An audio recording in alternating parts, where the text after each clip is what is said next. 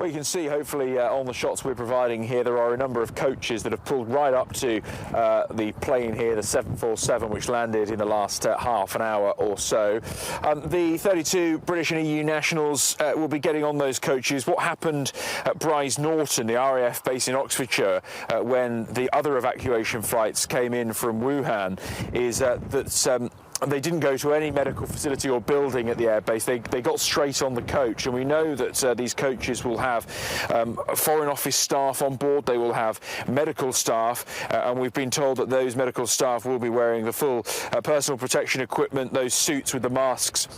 And they will sit, if it's like the previous flights, those medical staff will sit at the very front of the coaches, and they'll place the British nationals at the rear of the coaches, keeping a separation area then. This is very similar to the plane journey, where they have to keep certain areas empty on the plane, on the coaches, just in case any of those people start to display symptoms or say that they are feeling unwell. They have an area there which is separate from the rest of the group where they can take them. We know on board the plane it was pretty much like any normal commercial flight. We were told by the Foreign Office that they had 2 hot meals. They were given in-flight entertainment, pretty much what you would expect on a long-haul flight, 12 hours or so from Japan.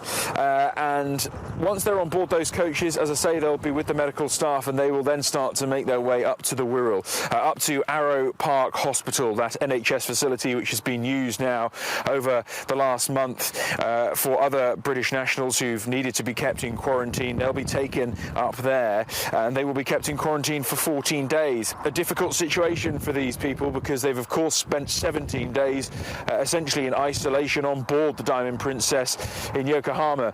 Very difficult conditions on board the cruise ship, many of them obviously being kept inside their cabins, some without windows, so very, very difficult conditions there. It will be a slightly easier ride at Arrow Park. They'll have the ensuite rooms, they'll have the internet, television, access to a small area of outside space which has been sealed off in this block of flats used for NHS staff, which has been converted for this quarantine purpose now. So they will have more facilities and a little bit more freedom here, but obviously they're facing now another 2 weeks in quarantine there, and they simply don't want to take any risks, because of course these EU and British nationals have come off this boat, which has had some 620 confirmed cases of COVID-19 contained within that cruise ship. So it's a very concentrated and very large number of people who've contracted the virus, and they just simply don't want to take any risks